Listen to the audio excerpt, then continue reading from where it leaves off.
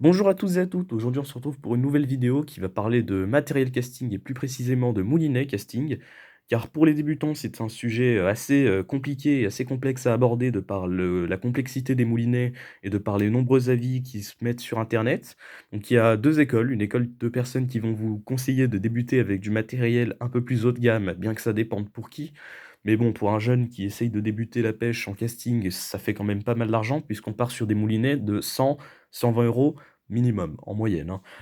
Et nous avons une autre école qui va essayer de pêcher, avec, du matériel, le moins cher possible parce qu'on n'a pas le budget tout simplement, hein. Quand on débute, dépenser 120 € juste dans un moulinet sans la canne, ça fait quand même pas mal.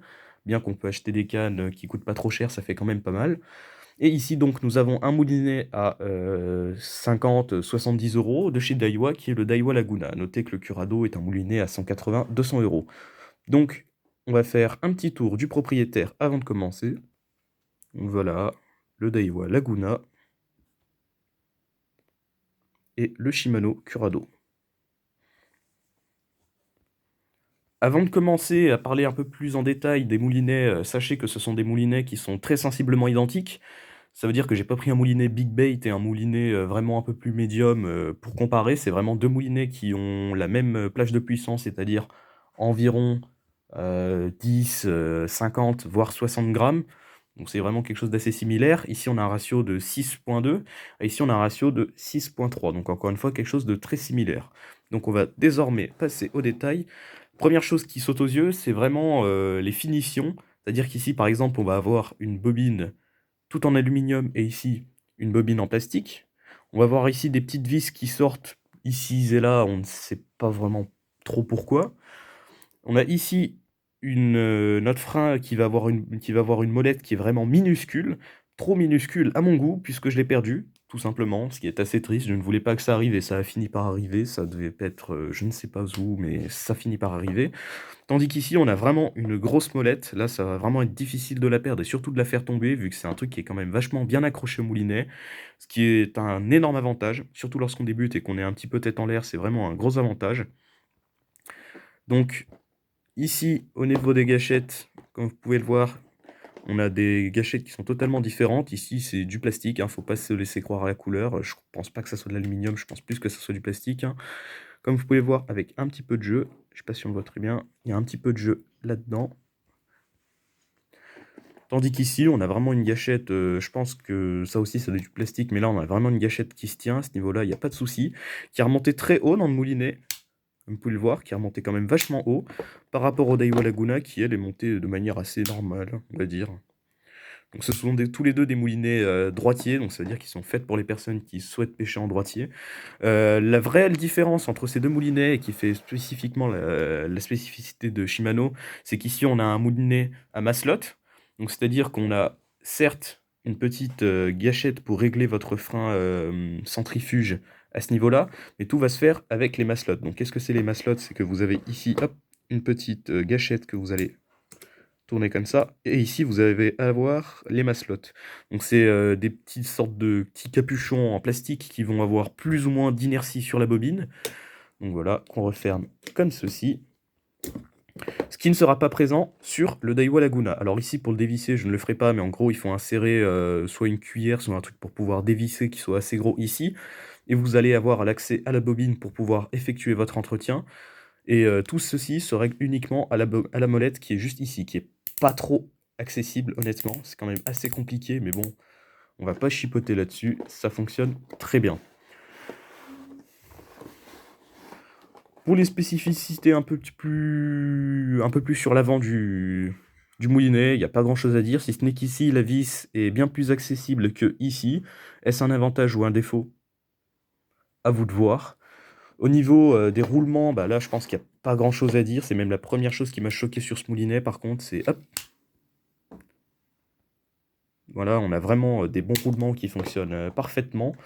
Et le moulinet, par contre, ici, ça n'a rien à voir avec l'usure ou autre, mais dans tous les cas, c'est vraiment un truc qui m'a impressionné là-dessus. Les roulements ici sont bien meilleurs que ceux là-dessus. Au niveau du poids du moulinet, celui-ci est un petit peu plus lourd. Celui-ci pèse 210 grammes, donc celui-ci doit faire environ 250-260, je ne suis pas trop sûr. Les deux ont un frein qui est sensiblement similaire, donc c'est-à-dire environ 5 kg. Donc à ce niveau-là, c'est vraiment des moulinets qui sont relativement identiques. Même chose, si vous pêchez en casting et que vous avez, l'habitude d'avoir généralement les mains qui remontent relativement haut sur votre moulinet ici, bah, ça reste quand même relativement accessible. Tandis que sur le Daiwa Laguna, bah, c'est difficilement accessible, honnêtement. Pour avoir pêché quand même pas mal de temps avec, je sais que c'est quand même assez compliqué de se mettre comme ça, vraiment d'essayer d'appuyer sur la gâchette.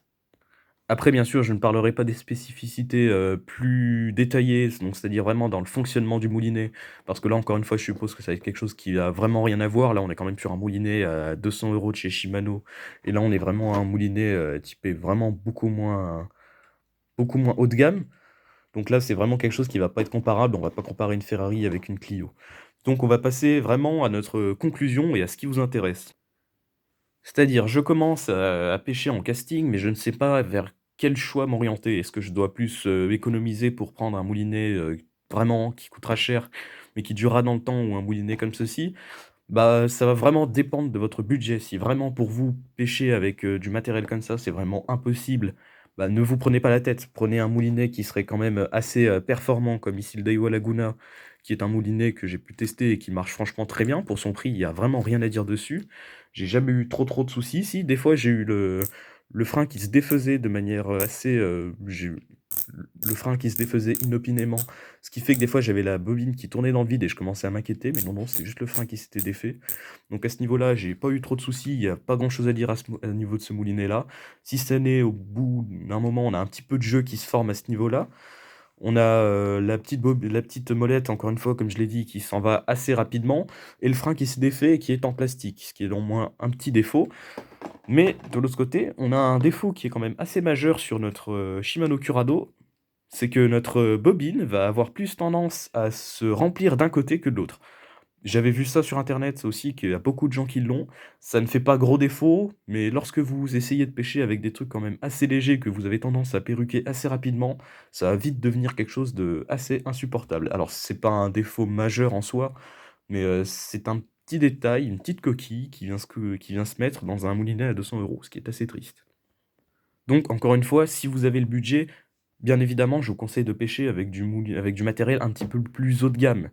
Après, si vraiment vous êtes pas sûr d'aimer cette pêche, que si vous pêchez au leurre, de manière, pas trop régulière, là-dessus, par contre, je vous conseillerais vraiment pas d'acheter des moulinets comme ça parce que c'est vraiment pour une utilisation assez quotidienne et assez intense. Si vous voulez débuter, que vous avez vraiment pas beaucoup de budget et bah, orientez-vous sur des moulinets de ce type-là.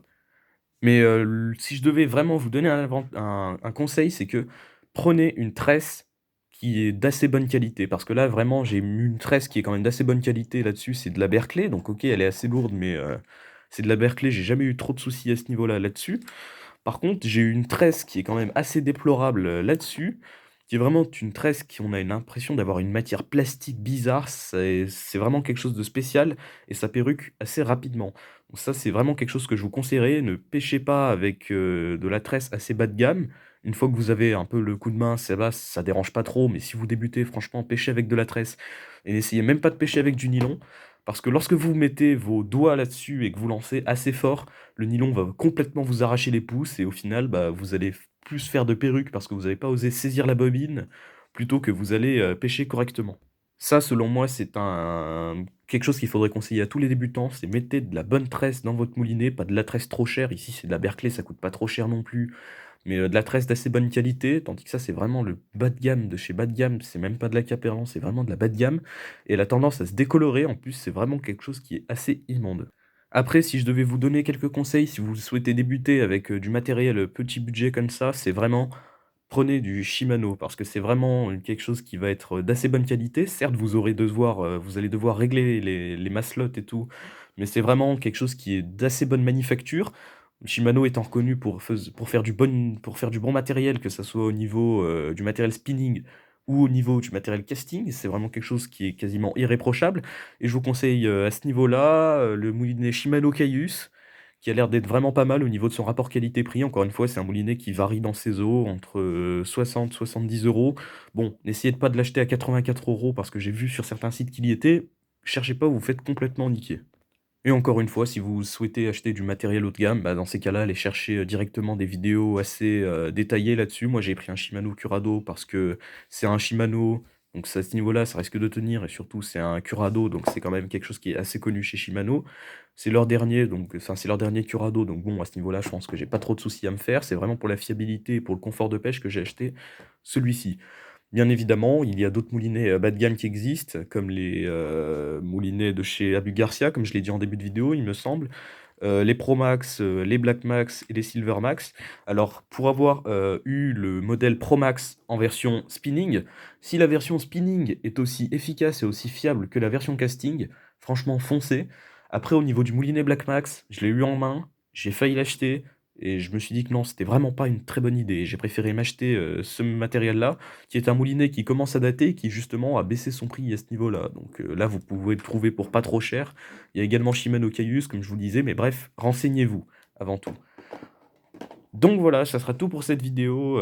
J'espère que j'aurais pu vous apporter un maximum de conseils et vraiment, maintenant que vous avez vu cette vidéo, vous pouvez vous faire votre propre avis et surtout que vous êtes apte à pouvoir vous renseigner sur les moulinets qui vous intéressent. Pêchez encore une fois avec ce qui vous fait plaisir et ce que vous pouvez acheter. Il n'y a pas de... Enfin, voilà, il n'y a pas d'ambiguïté là-dessus. Faites-vous plaisir avant tout. Donc merci d'avoir regardé cette vidéo, n'hésitez pas à vous abonner. Si vous avez une personne qui cherche actuellement savoir comment débuter la pêche en casting, et bah proposez-lui cette vidéo. Et merci à tous, au revoir.